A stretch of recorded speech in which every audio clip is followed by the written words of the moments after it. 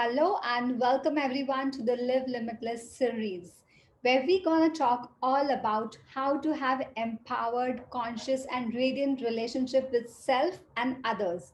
I'm your host, and I help people globally in clearing their pain and traumas and limiting beliefs so that they can reach their full potential. And today we have a very special guest with us, Shraddha. She is an accomplished relationship coach. She's an international public speaker who has been trained, mentored, and certified by Les Brown, one of the known personality in the industry. She has designed her faith system to strengthen relationship within the corporate and the personal world. She is also an international public speaker, an author of a best selling book, The Witness the Breakthrough, and has been coined the esteemed wedding Shakti after using her relationship strengthening skills. Yeah, there it is, to help anxiety filled brides and grooms navigate the stressful journey of the path to marriage.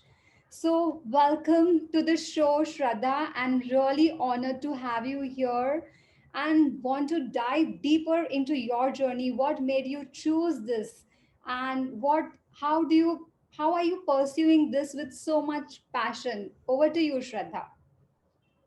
Thank you very much. Namaste from India, Deepam, and thank you very much for inviting me to this lovely Limitless platform, Live Limitless Summit. I'm grateful to be a part of this, and I am grateful to all your viewers for spending their time with us. So yes, thank you very much for that wonderful introduction. If you ask me what makes me passionate, I feel it's because of most people will not take the time to understand the meaning of their life. And like my mentor Les Brown says, that God's gift to us is our lives, and how we live our lives is our gift back to God. So until a very long part of my life, I did not realize the meaning of my life. And when I did, I never looked back again. And now all that I do is help others feel this passion too, help others grow with this meaning too, and help others understand that they are here for a reason. So, this is a little bit about why I'm passionate about what I do. That is really amazing, and I can see that passion on your face itself when you speak about it. So you say a lot, focus a lot about having friendship in the relationship and the bride and groom. Like, can we just dive a little more deeper into it? What is it, and how is it, and how we can have a very beautiful friendship in our relations? Wonderful question. Yes, with the faith system, I actually encourage the acronym FAITH, F for focus. Focus on friendship.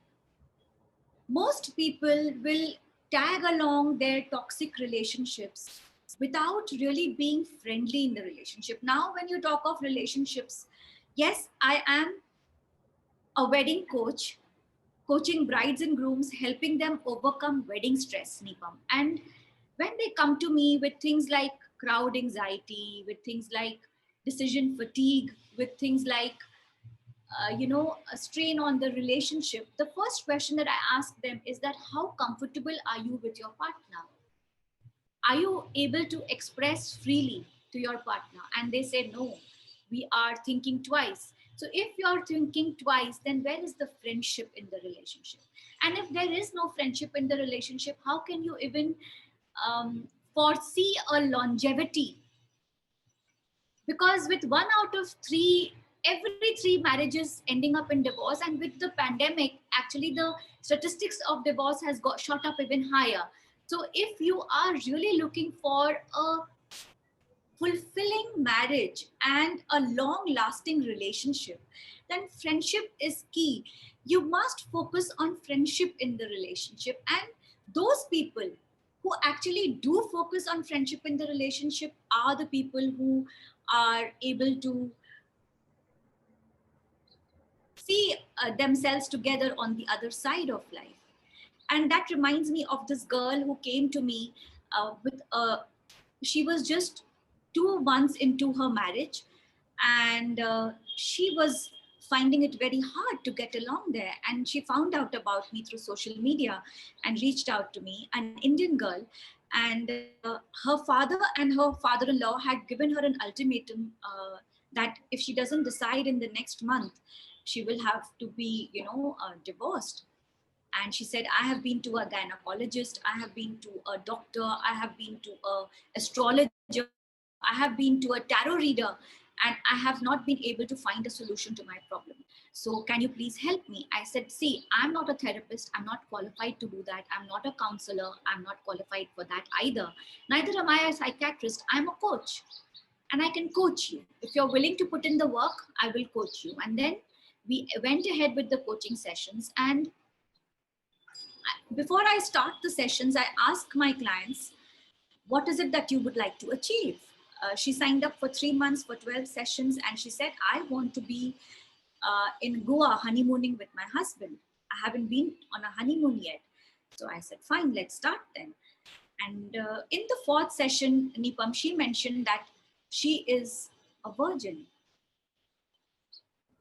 And that made me really think. And I was like, okay. So we went ahead with the sessions. And in the seventh session, just 7 weeks, she sent me pictures of herself and her husband from Goa. Wow, that's an amazing thing. So, in the sixth session, it was revealed that she was actually having this myth that she heard from her friend who was married before her that it's very painful. And she having a very petite structure, like I met her also in person, a very petite structure. I could make out later when she came to, hug me and show her gratitude. I saw her that she's a very small frame girl, and it could be very natural for her to be, scared. But these misconceptions have to be removed, and that only happens when there is friendship in the relationship. So when I encouraged her to talk to her husband and to become friendly with him and not fear him with all the drama that the gynecologist had told her to have alcohol and sleep, or the other everyone had given her some advice, but all of that was not working. And when I said, why don't you just be friends, why don't you just share with him what's on your mind, and then move ahead with whatever you want from him and from the relationship, and whatever he wants from you, because a relationship is mutual, it's a give and take. And so then the relationship went forward. So that's why I encourage brides and grooms to be friendly with each other, to be understanding with each other, and to encourage each other to express themselves. And that happens very rarely in, if I would say, in Indian culture. Being Having that kind of relationship where you are friends, where you are able to express each and everything. I mean, you cannot be transparent, and in that kind of environment where being just told, okay, this you can share with your husband, you this you shouldn't do it. So there are so many do's and don'ts, and you hear so much from people around, right? So is There it is a saying, there is a saying, अपने हिंदी में बोलते हैं ना, लोग क्या कहेंगे. So what will exactly? people say if people are still in that zone? Then nothing is going to work, because when I was going through my darkest moments, I know that I had to stop the blame game for my life to move forward. Yeah. And if I was going to blame the people who were actually accusing me for who I am, nothing in my life changed, Nipam. So then I heard my mentor Les Brown tell me that someone's opinion of you does not have to become your reality. And especially in our Indian culture, where we are conditioned traditionally to think in a certain way, speak in a certain way, behave in a certain way, sit in a certain way, eat in a certain way. Everything is preconditioned. So Yes. all the more reason for us to break out from that Speak your preconceived mind. notions Speak. and just be yourself. Yes. Because even though we are in that culture, it's not acceptable to those who are willing to bring about a change. Even though women are treated like that in our culture, it is not acceptable Yes. to those people who have the courage to stand up for themselves. Okay, Shraddha, you talk a lot about having being accountable for your steps, accountable to be affectionate, accountable for whatever you do in your life. What do you mean by accountable over here? What is it? Wonderful. That's the next acronym in the faith system. That is A for accountability. Now, firstly, if you are clear about the reasons that you said yes to each other in the relationship, even if you're dating, you're in a live-in relationship, or you're married, or you're a couple who is engaged yet to get married, the first thing is that one needs to understand why are you even in the relationship. And that reminds me of this couple again who came to me, wherein this girl was actually pregnant, and this boy had already gone through three miscarriages, and he didn't want the child. But then, didn't they both know what their relationship will culminate into? And now this girl was really, really depressed and feeling very bad for letting go of the baby. And they had decided not to bring a child into this world. So it became very, very traumatic for her. So now accountability really comes into fore, because both of you are decision makers for the child. It's not just the girl or the boy. And most people will shirk this responsibility. But Yes. when you show affection, and when you are with each other with love and accountability, then that boy was able to give her strength to undergo the procedure of their decision, whatever it would be, whether to keep the child or to, decide the child's fate. I am not an advocate of, you know, penalizing love for any reason. It's rare. So the trauma that anyone goes through in a relationship is all about mutual love and understanding. If there is accountability in the relationship with some kind of affection, most people will have disagreements and will resort to anger, raise their voice, or use some kind of pressure to force their thoughts, their assumptions on each other. But when you are accountable to be affectionate in the relationship, then the relationship stands the test of time, and really, really brings in growth and longevity in the relationship.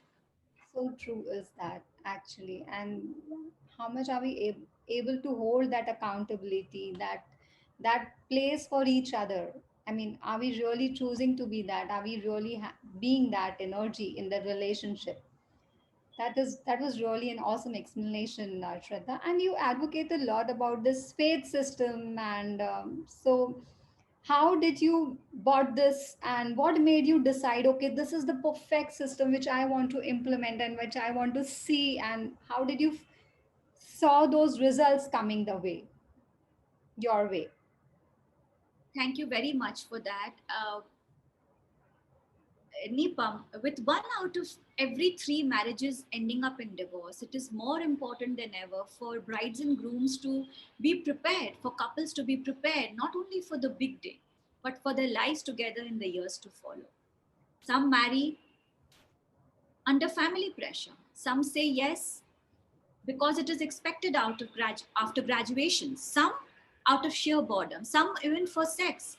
Some say yes because uh, it adds, thrill and excitement to their lives. So they just say yes for marriage. 26 years ago, I said yes for the first proposal that came my way. Assaulted by my husband on my wedding night, I propelled into a series of assaults and domestic violence that landed me in the ER, barely able to walk. What began as love and hope in my heart for a lifetime of togetherness turned out to be a nightmare that lasted for more than 2 decades. If only I had taken the time to learn about him and myself, I wouldn't have had to live like a dead soul in a moving body for so long. Yes. And the final straw came on the 20th of May 2015 when my mother in law threatened to beat me, and I could take no more. I could take no more.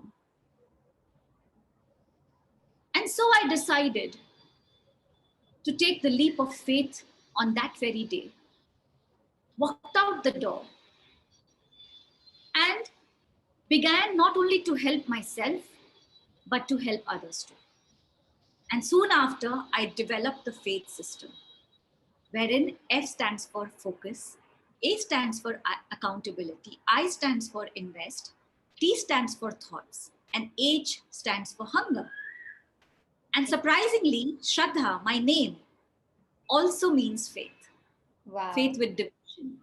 So that's why the faith system. Okay, so what does hunger stands for? I mean, okay, I understand faith, FAITH. What is this hunger? Hunger for what? Hunger to be honest to your core in the relationship, hunger to be honest to yourself in the relationship, because any relationship starts with self relationship.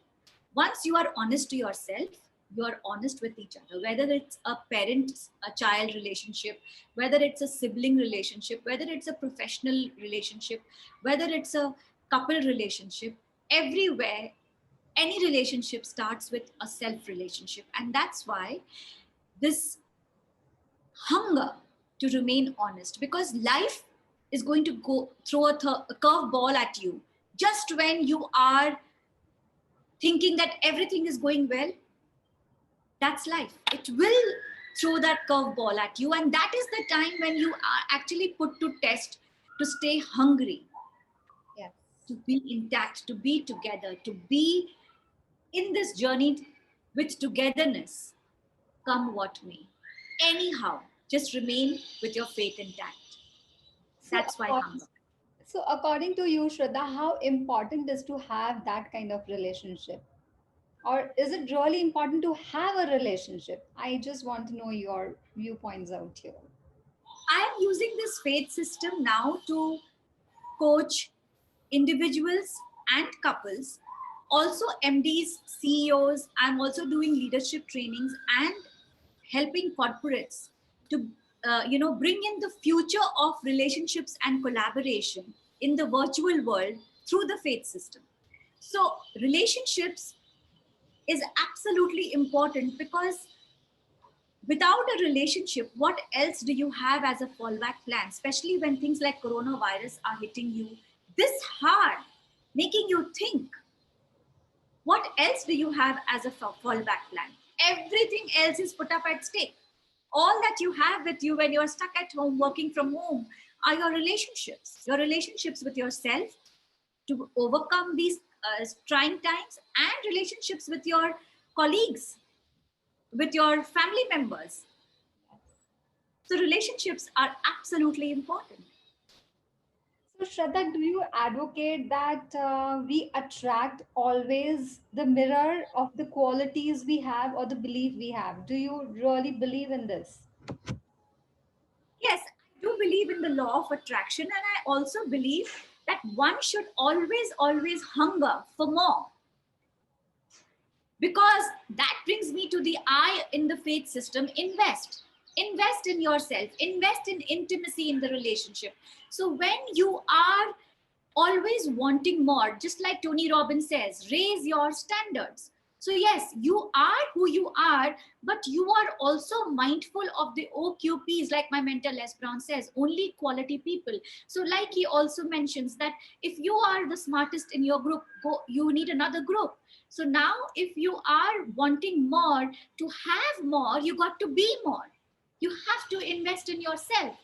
And if you want the relationship to be more than it is as it is existing, you have to invest in intimacy in the relationship. And I teach 8 types of intimacy, Lovely. not just the physical and the sexual intimacy that most people are engaged in today. And I most teach things we like, know intimacy is about only about physical intimacy. But yeah, as you said, there's much more to intimacy. Would you just let us know more about it? Intimacy? yes, absolutely. And things like experiential intimacy, conflict intimacy. So when we talk of intimacy, intimacy is basically bringing the couple together to cherish memories and weave moments together. So now, when you are weaving moments together, they are more about the experience that you have. For example, uh, cooking a meal now that you're at home, going for a vacation, going for walks, uh, taking up a hobby together. That's an experiential intimacy that you are creating with your partner, because now you are learning something together, you are engaging with each other in different forms that will also get you to know each other better as people and spend quality time. So that's experiential intimacy. Then for example, I also teach introduce couples to conflict intimacy. Now, when there is a disagreement between two individuals, which is very natural, everyone in this world is a unique human being. There is perception, and people forget that the couple can have perspective, your partner can have perspective. So when you understand that, then when there is a disagreement, come together with affection and give your perspective, speak, express yourself. Yes. And then when there is this liberty, this freedom to agree to disagree and come together, and then when you resolve or don't resolve, just keep your perspectives, and then after that, when there is love making, it is an absolutely different peak of being with each other, because there is room, there is space in this relationship for disagreement, Wow. which couples tend to forcefully accept that, okay, I will have to listen to her if I want a meal, or I will have to listen to him if I want to visit the parlor. But that's not true. Yes. That's not true. You don't have to suppress your feelings to be in a relationship.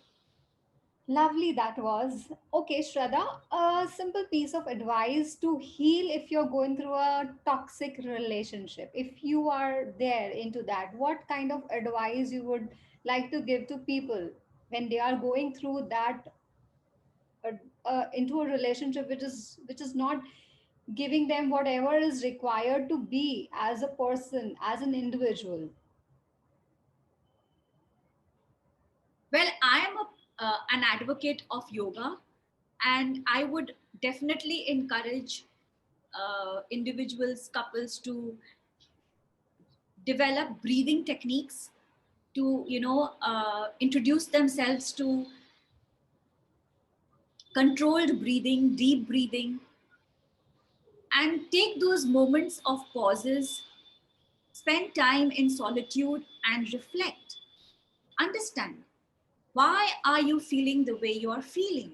Journal, write that down. If you cannot express in words by saying it verbally, write it down. And when those sentences start forming, then maybe use those sentences to express yourself. And even then, if you're not finding that courage or that flow in you, then share the handwritten note with your partner. But definitely take the time to be in your own company and reflect, go within to find your answers and express them. That would be the best way to just be yourself. Lovely, amazing piece of advice, and I hope all my viewers would definitely follow all the tips and all whatever you said. I mean, I can totally relate to it that that's a missing part of the every puzzle. If you are connected to your own self, there the life is beautiful because you are looking within, you are clearing whatever is not letting you be there.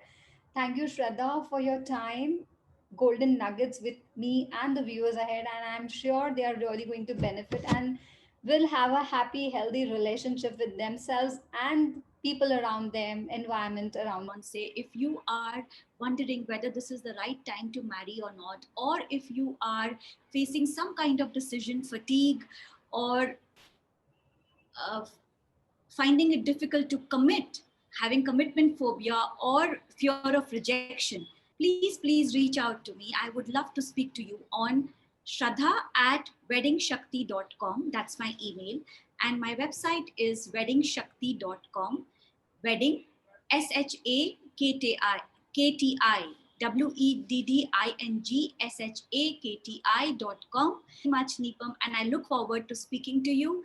If you are feeling difficulty in expressing yourself in your relationship, all I want to say is that go on believing in yourself, have faith, and witness the breakthrough. Lovely. Thank you so much, Shraddha. Thank you for everything and being with us over here today. Thank you. See you all on the other side.